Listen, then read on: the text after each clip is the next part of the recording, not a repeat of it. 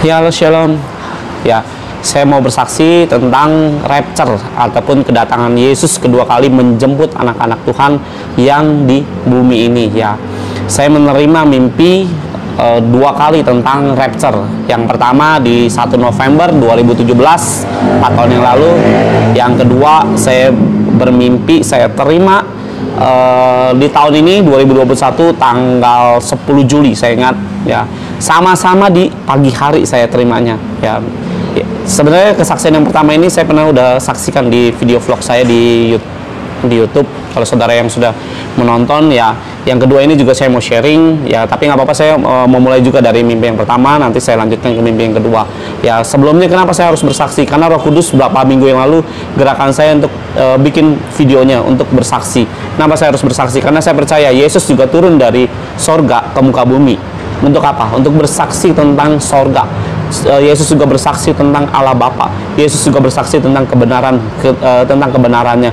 Ya, jadi saya sebagai anak Tuhan juga mau bersaksi tentang kebenaran Tuhan, ataupun mau bersaksi tentang apa yang Tuhan taruh di dalam hidup saya. Saya ingin sharing juga gitu ya. Jadi kita tuh sebagai anak Tuhan harus banyak-banyak bersaksi tentang mujizat ataupun keajaiban yang Tuhan beri di dalam kehidupan kita ya. Ada orang yang bertanya waktu saya bikin vlog yang pertama tentang rapture yang pertama, ada yang berkata begini, benar nggak itu mimpi dari Tuhan? Saya percaya dan saya meyakini karena saya hidup di dalam Tuhan, bukan hidup secara duniawi lagi, hidup dalam kebenaran. Saya berdoa, saya menyembah, hidup hari-hari saya hidup dalam namanya takut akan Tuhan ya. Saya baca Alkitab dan saya mau intim di dalam kehidupan saya di dalam Tuhan.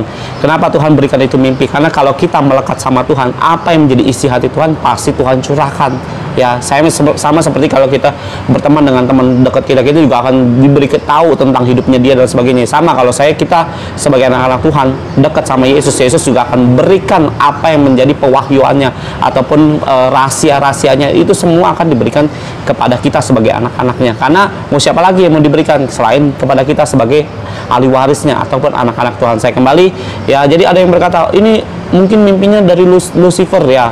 Saya bukan untuk berdebat ya, saya bisa pastikan itu dari Tuhan. Karena apa? Lucifer nggak akan namanya memberitakan tentang kedatangan Tuhan, mustahil. Karena apa?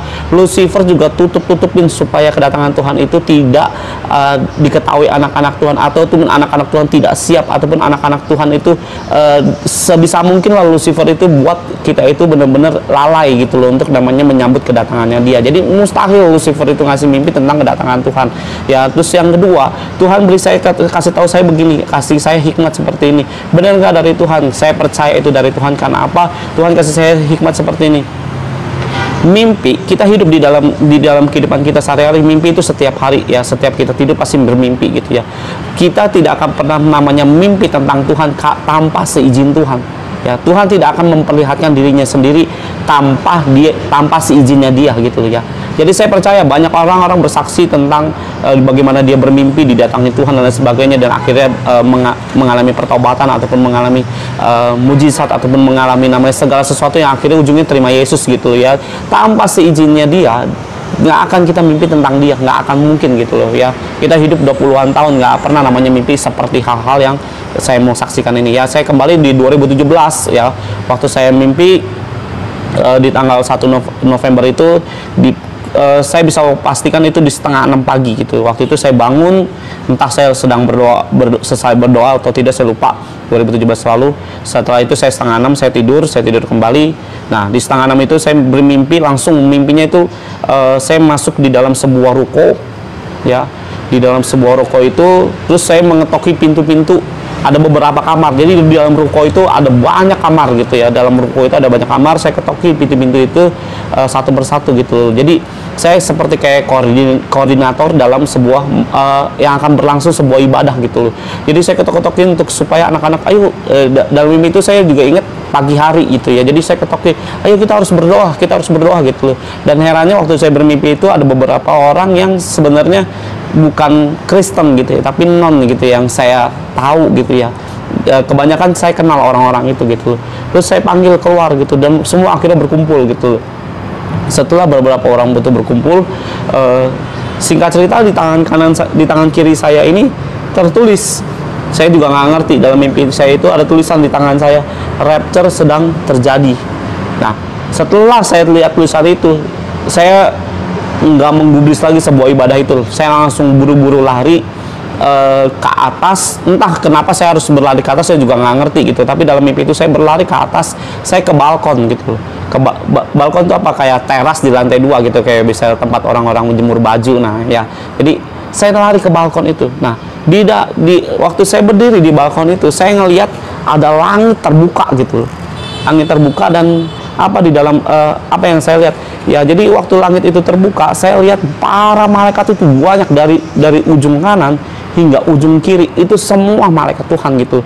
Dan saya melihat ada satu sosok yang duduk, ada sebuah tahta berwarna emas ya,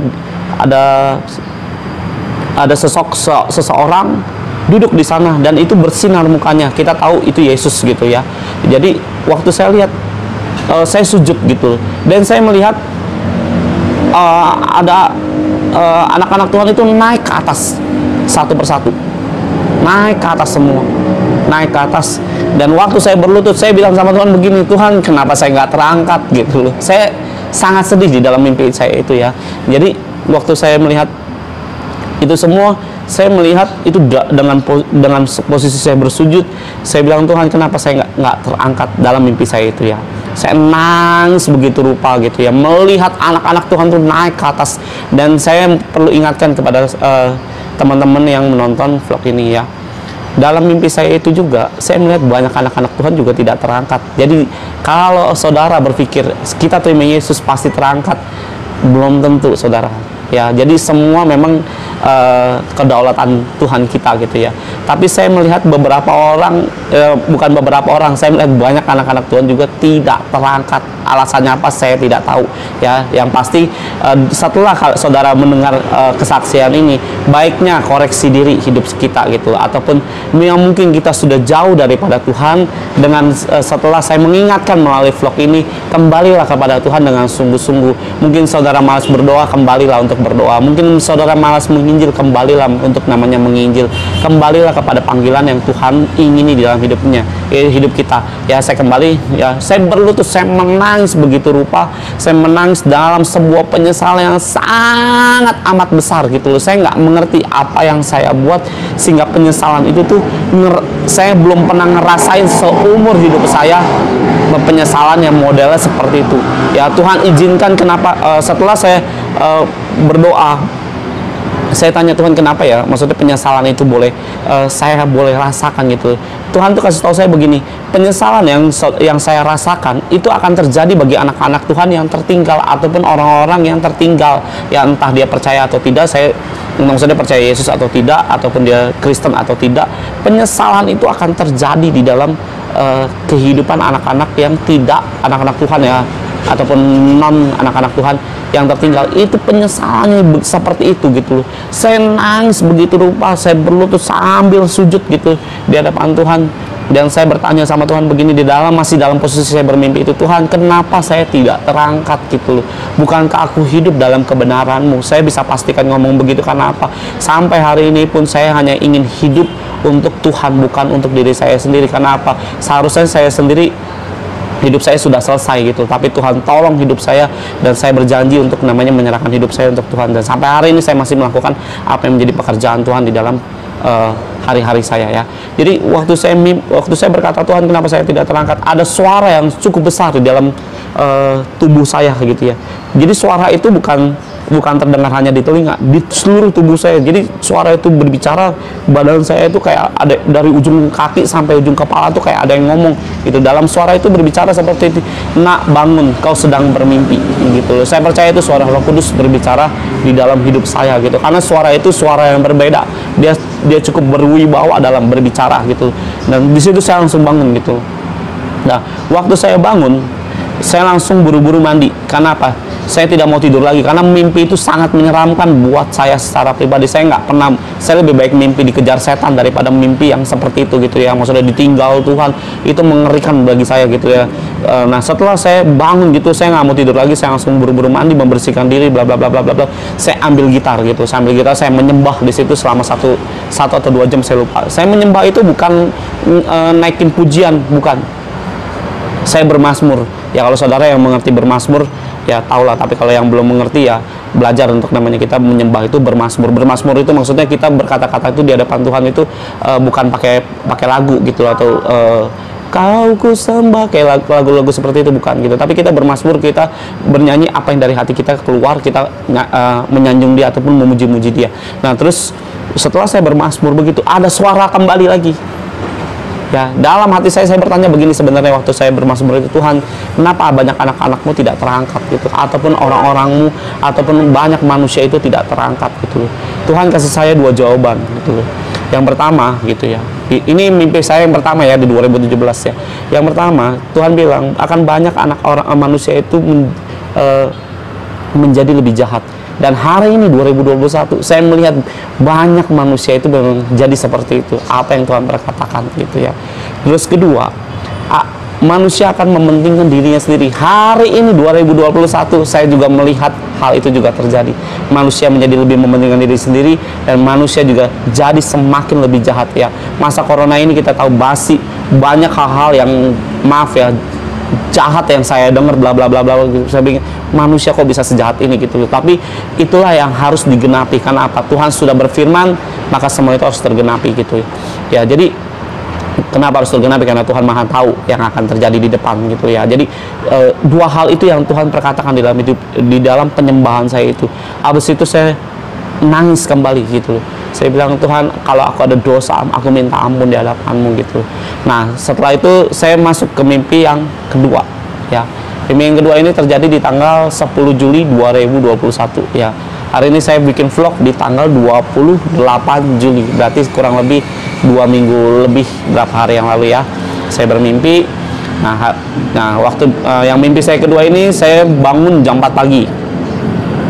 Saya masih teringat jelas karena masih berapa hari yang lalu ya. Jam 4 pagi saya biasa bangun, saya berdoa. Waktu saya jam 4 bangun itu saya berdoa cuma berbahasa roh gitu loh. Di kasur saya berbahasa roh, saya masih berbahasa roh karena supaya pikiran saya nggak ngantuk gitu loh. Jadi matangin dulu pikiran saya berdoa. Setelah itu saya sujud di hadapan Tuhan, merendahkan hidup saya. Tuhan, ini aku, hamba-Mu, datang di hadapan-Mu. Setelah saya berdoa buat beberapa orang, setelah selesai saya ke bawah, saya baca firman, beberapa pasal, entah berapa, saya lupa, 10 kalau nggak salah saya baca. Setelah saya baca firman, saya kembali lagi, sujud lagi di hadapan Tuhan, naik ke atas karena kamar saya di atas, saya tidur di atas, baca firman di bawah.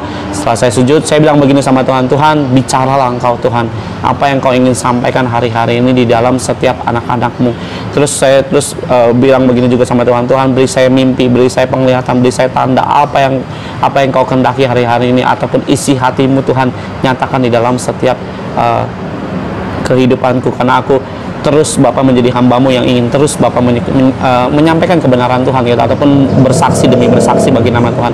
Nah, setelah itu selesai, saya amin, saya tidur kembali. Itu juga di kira-kira jam 6 kurang seperempat lah, ataupun setengah 6, saya lupa. Tapi kurang lebih jam-jam segitu saya tidur kembali. Saya langsung dikasih mimpi lagi gitu. Mimpi yang kedua ini singkat, tapi cukup mengerikan bagi anak-anak yang sama, yang tertinggal. Ya, jadi mimpi yang kedua ini saya lagi di ruangan sebuah ibadah juga. Tapi ini yang sedang ibadah yang sedang sehabis khotbah gitu ya. Jadi saya bersama beberapa, ada jemaatnya mungkin sekitar 70 sampai 100 orang lah ya, mungkin ya sekitar segitu ya. Saya nggak tahu jumlah pastinya, tapi kurang lebih seperti itu. Saya di dalam ruangan ibadah yang sangat sederhana gitu ya, tidak besar, tidak terlalu kecil juga, tapi cukup sederhana gitu ya.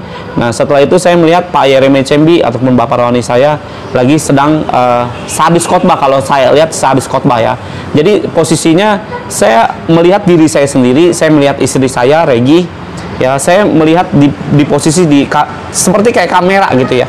Saya melihat di posisi di arah kiri, di sudut atas gitu ya. Jadi saya melihat diri saya berjalan di sebelah kanan, istri saya sebelah kiri. Nah, Pak Yeremia Cembi lagi khotbah di tengah-tengah gitu. Nah, setelah khotbah itu habis ataupun selesai, saya juga lupa, saya juga bingung, maksudnya Pak Yeremia Cembi itu sedang mau ngapain, saya juga tidak mengerti. Tapi waktu itu saya berjalan dari arah sini kanan ya, diagonal, istri saya juga jalan dari sebelah kiri bersama-sama gitu, samperin Pak Yeremia Cembi. Kalau menurut saya sih, dalam mimpi saya itu kayak Pak Yeremia Cembi sedang lagi mau mendoakan minyak urapan untuk doakan jemaat gitu loh ya. Nah, setelah saya sampai, kami bertiga di tengah gitu ya, istri saya, baik Pak Yeremia Cembi. Nah, tidak lama kemudian turunlah sinar warna putih, turun ke tubuh kami ya. Jadi kami bertiga, sebenarnya bukan bertiga aja, ada jemaatnya juga yang mengalami juga serupa seperti yang kami alami. Jadi turun putih sinar dari kepala sampai ke dada ini. Dada ini habis itu bersinar terang ya, bersinar terang. Habis itu kita langsung hilang begitu aja udah. Jadi saya lihat jemaat dalam penglihatan itu, saya melihat jemaat ada yang hilang, ada yang enggak, kebanyakan enggak hilang. Yang jemaat ada yang hilang, ada yang enggak ya. Jadi saya melihat malah banyak yang enggak terangkat ataupun enggak hilang. Ya di situ saya langsung bangun lagi gitu loh. Saya langsung bangun, saya nggak berani tidur lagi gitu karena mengerikan mimpi itu gitu. Ya jadi sharing saya hari ini gitu tuh, kalau saudara jauh dari Tuhan, kembalilah. Karena apa? Kedatangan Tuhan sudah sangat dekat. Ada yang bicara masih lama Yesus datang. Lihatlah tanda-tanda langit, tanda-tanda zaman, tanda-tanda segala yang ada di sekitar saudara. Jangan kita tutup mata, jangan kita mengabaikan apa yang menjadi pesan Tuhan melalui hamba-hambanya, dimanapun pelosok hamba-hamba Tuhan sudah menyampaikan tentang kedatangannya. Karena apa? Mimpi yang saya terima itu, ternyata Pak Yeremia Cembi juga bersaksi, banyak orang hari-hari ini bermimpi tentang Pak Yeremia Cembi ataupun tentang dia. Itu bermimpi bahwa banyak bermimpi itu tentang rapture gitu. Dan itu sedang hari-hari ini yang akan terjadi. Kita nggak tahu, mungkin 2 tahun lagi, 3 tahun lagi, atau 5 tahun lagi akan terjadi. Itu yang pasti nggak akan berlangsung ratusan tahun lagi, nggak akan. Itu masa dimana masa kita ini yang akan terjadi tentang pengangkatan ya. Jadi saudara, ya, saya berdoa supaya saudara itu sungguh-sungguh di hadapan Tuhan. Yang jauh dari Tuhan, kembalilah dengan sungguh-sungguh ya, karena kita tahu kedatangan Tuhan itu sangat-sangat singkat ya. Ada orang yang melihat dalam penglihatan, saya pernah dikasih lihat waktu saya lagi berdoa, saya melihat sebuah jam besar yang sudah menuju ke angka 12 ya. Mungkin 3 menit atau sedetik lagi, saya juga nggak ngerti, tapi dalam penglihatan saya itu jam yang sangat besar. Saya melihat itu dalam posisi saya lagi menyembah, lagi berdoa, lagi berkumpul sama anak-anak Tuhan juga untuk berdoa. Nah setelah saya melihat itu, saya cuma nangis gitu. Tuhan, saya cuma berdoa begini, Tuhan ingatlah akan kami hamba-hambamu yang tidak berguna ini gitu, di saat kau datang yang kedua kali. Karena apa? Kami berdoa seperti itu karena kita tahu waktu Yesus disalib, Yesus juga ada 2 sosok di baik kiri baik kanan ya. Saya nggak tahu yang kanan apa yang kiri, berbicara, Tuhan kalau engkau datang sebagai raja, ingatlah akan aku. Itulah firman yang menjadi rema di dalam hidup kami gitu ya. Jadi saya cuma bilang, karena kita tahu pengangkatan itu bukan karena kita sudah melakukan ini dan itu dan ataupun jasa-jasa kita dalam pelayanan, enggak, semua karena Tuhan gitu. Kita ini hanya hamba, cuma alat yang tidak berguna yang Tuhan pakai saja gitu, tidak lebih daripada itu. Walaupun kita terangkat itu semua karena anugerah Tuhan ya. Jadi dalam penglihatan itu saya mimpi jam menuju jam 12 ya. Jadi siapkan saudara, hati saudara, siapkan namanya kehidupan saudara, supaya kita semua boleh sama-sama terangkat di dalam kemuliaannya ya. Terus saya mau sampaikan pesan juga, kalau saudara yang nggak percaya ya sudah, ada baiknya saudara itu berdoa sama Yesus Tuhan saudara, Tuhan saya juga ya, minta peneguhan. Dan saya cuma punya nasihat juga buat saudara, kalau saudara berdoa di pagi hari, minta apa? Bukan minta berkat, jangan minta hal seperti itu. Karena apa? Ya hari-hari ini Tuhan itu pasti menyatakan isi hatinya. Minta Tuhan, bicara Tuhan, apa yang kau mau, berikan aku tanda, berikan aku penglihatan mimpi dan sebagainya. Minta itu semua Kalau belum dijawab, terus minta, pasti Tuhan beri. Karena apa? Itu yang saya lakukan di dalam setiap saya bangun pagi hari. Kalau saat saya berdoa, Tuhan bicara, Tuhan apa yang kau mau, beri saya penglihatan mimpi dan sebagainya, supaya kita punya rema di dalam kehidupan kita di dalam Tuhan gitu. Bukan sekedar hari ini saya bersaksi, mungkin saudara lama-lama juga jadi kesaksian, menjadi saksinya Tuhan gitu ya. Jadi jangan karena saya percaya banyak sekarang anak-anak Tuhan itu yang mengalami tentang Tuhan gitu ya. Jadi mintalah semua itu di dalam hidup saudara ya. Kalau saudara juga ada yang berdebat di dalam komentar ya, janganlah berdebat gitu ya. Karena saya tidak bersaksi, karena saya tidak mau di saat saya bersaksi ini ada perdebatan ini dan itu dan lain sebagainya. Kalau itu semua terjadi di dalam komentar YouTube saya akan delete, karena saya tidak mau ada perdebatan hal-hal seperti itu. Saya bersaksi ini karena saya mengasihi saudara, tidak lebih daripada itu ya. Jadi jangan punya pemikiran yang negatif, sesat dan lain sebagainya. Semuanya itu diuji. Kalau saudara bilang ya harus diuji, ujilah saudara, karena saya apa yang saya saksikan, saya percaya dan saya sudah mengujinya. Kalau saudara yang belum percaya, ya ujilah sendiri ya, karena saya percaya Tuhan kita, Tuhan saudara ataupun Tuhan kita semua gitu ya, pasti memberikan tanda itu kepada kita semua. Jadi kalau saudara yang masih meragu-ragukan itu, mintalah tanda itu di hadapan Tuhan supaya saudara juga mengalami rema. Oke, sampai di sini aja saya bersaksi ya. Persiapan roh kita untuk namanya mengalami Tuhan di dalam kehidupan kita. Salam satu roh, mengenal Yesus itu luar biasa. God.